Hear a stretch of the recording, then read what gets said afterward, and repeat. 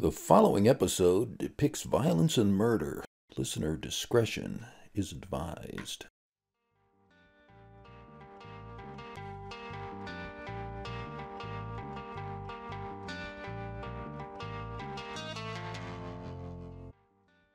It's the night of June 5th, 1989, and a shadow is cast over the crowd at the Worcester Auditorium.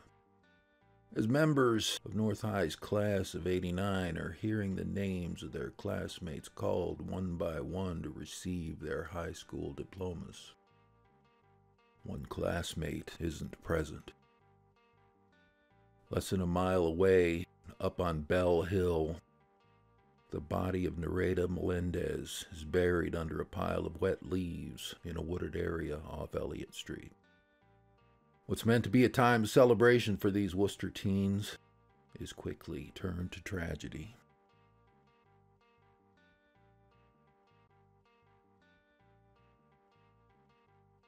Welcome to Unsolved Worcester. I'm your host, Dan Yeager. In part 2 of our 2-part episode series, we take a closer look at Nereida's surroundings on the day of her murder.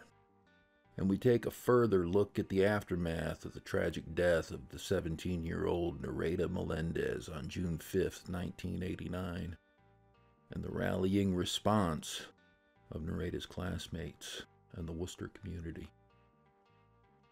Unsolved Worcester takes a deep dive every Tuesday and Thursday into the unsolved murders and missing persons cases under investigation by the Worcester Police Department's Detective Unit. We will be looking to the past, to unsolved murders as far back as the early 1950s and 60s. The approach to Unsolved Worcester is this: shine a light on each of these cases, put a life behind each victim's name, provide a timeline of events and important details, and ask questions that still need to be answered. Our goal is to remind residents of the Worcester area, both past and present, that there are dozens of unsolved homicides and missing persons cases that need resolution. We hope we can be the spark needed to solve a case.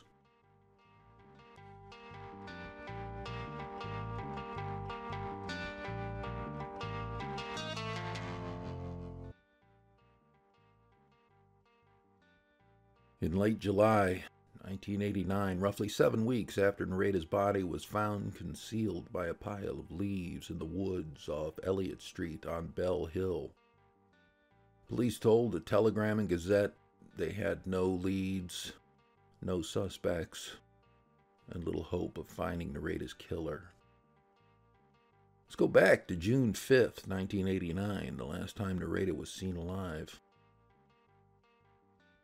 As we mentioned in the last episode, the last confirmed sighting of Nereida alive is from a pair of employees at the former Toscano's Market on Shrewsbury Street, who said they saw Nereida come in around noon that day to buy a soft drink.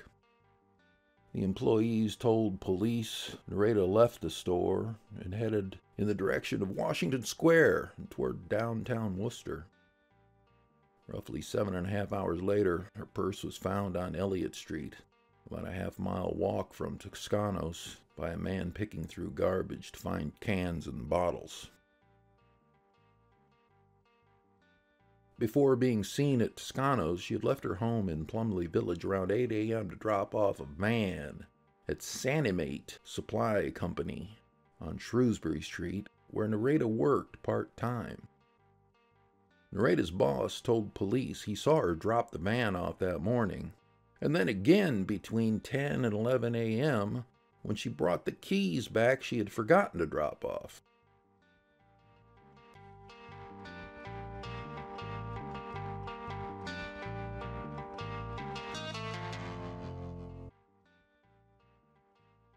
And now back to Toscano's. The most important question in this case: where did Nereida go after she was seen at Toscano's? To better understand where Nereida was, let's look at the neighborhood in the area between Shrewsbury Street and Plumley Village.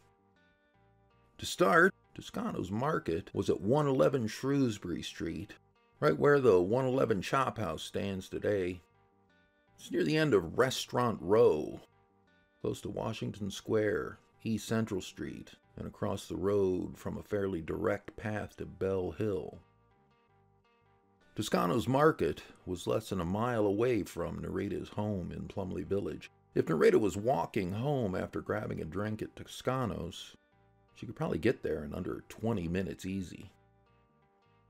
And if she was walking home, it's just a matter of what direction Nereida walked in. She could have crossed Shrewsbury Street and headed up Hill Street, and then take a left to Summer Street before arriving to Plumley Village on Laurel Street. That would have been the easiest, less hilly walking route.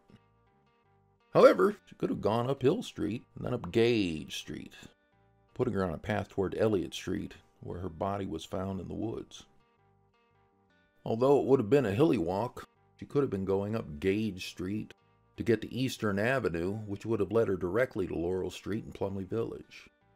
It would have been a longer and significantly tougher walk continuing on Gage and going up the steep hill to Elliot Street. Unless Nereida was meeting someone on Bell Hill, or maybe she was picked up by the killer while she was walking home. That's what Nereida's family thinks. They think she was picked up by someone she knew. It's hard to believe no one saw anything. The neighborhood is heavily settled.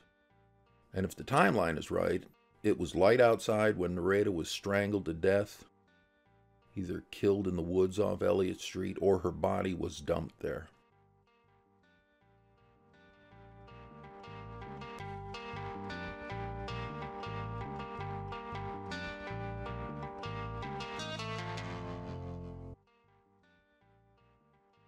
One interesting part of the police investigation into Nereida Melendez's murder is something we haven't mentioned up to this point.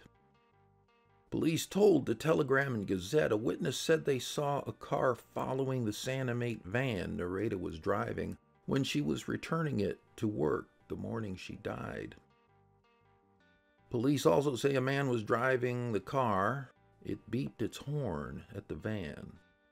Nereida beeped the horn back at the car, as if they knew each other. Even more, a similar car was seen driving past the Melendez home after Nereida left Plumley Village that morning. There's no other information about who could have been driving the car, and there aren't any public details available about the make and model of the car. As we mentioned in the last episode, Nereida was supposed to be picked up by her friends after dropping off the van at Sanimate. She had graduation practice at 9 a.m. at North High. But when her friends went to pick her up, she was nowhere to be found. She didn't go to graduation practice. And there were around 2 hours between Nereida dropping the Sanimate van off and then returning again before 11 a.m. with the keys she forgot to drop off. Police don't know where she was during that time.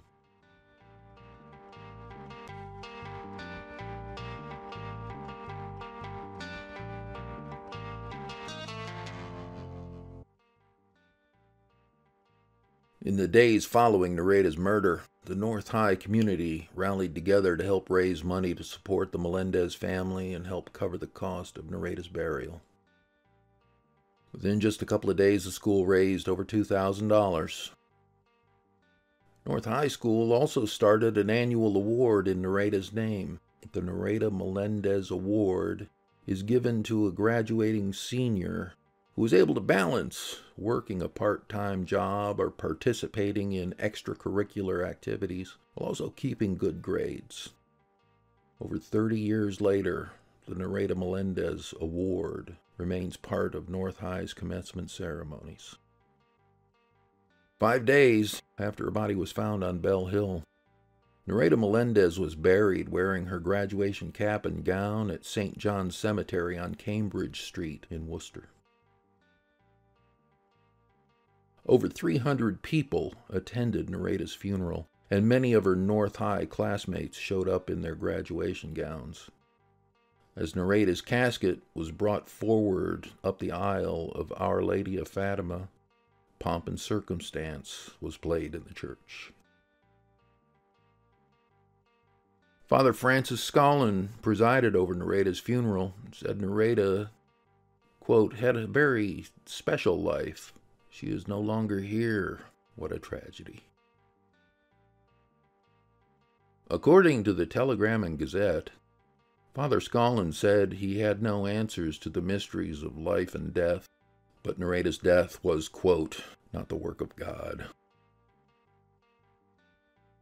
A few weeks after Nereida's funeral, her family published a message in the TNG, thanking their many friends and neighbors in Worcester. The Melendez family wrote in part, although Nereida's death will bring us great pain for many days to come, we feel we are not alone.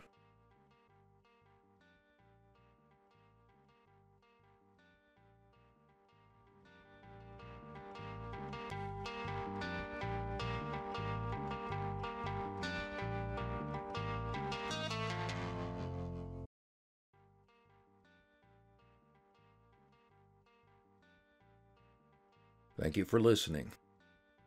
Anyone with information about the murder of Nereida Melendez are asked to contact the Worcester Police Detective Bureau at 508-799-8651 or send an anonymous text to 274-637. Write TIP WPD and your message, or send an anonymous web-based message at worcesterma.gov/police. I'm Dan Yeager.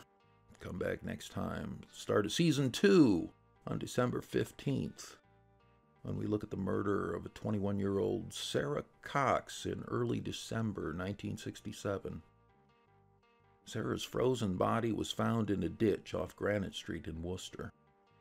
And check back over the next few weeks before Season 2 starts for special episode shorts.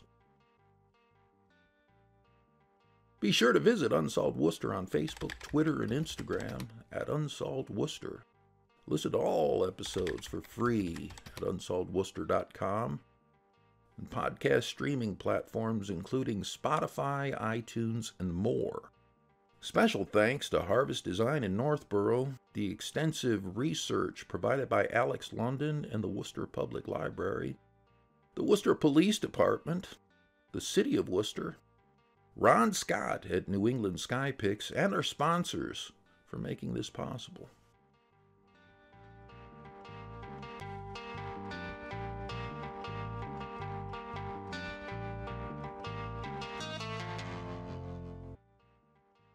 The Unsolved Worcester podcast music is provided by Tom LaBelzik of the Worcester Jazz Collective. This episode of Unsolved Worcester is written and produced by Pat Sargent. Drone footage provided by New England Sky Picks. Videography and editing by Colin Turner. Victim images are courtesy of the Worcester Police Department. Sponsorship information announcer Chandler Walsh. Unsolved Worcester website and logo art by Harvest Design. Visit harvest-design.com. Be sure to check out the video for this episode with exclusive aerial views and more on our Unsolved Worcester YouTube page. And don't forget to hit that subscribe button.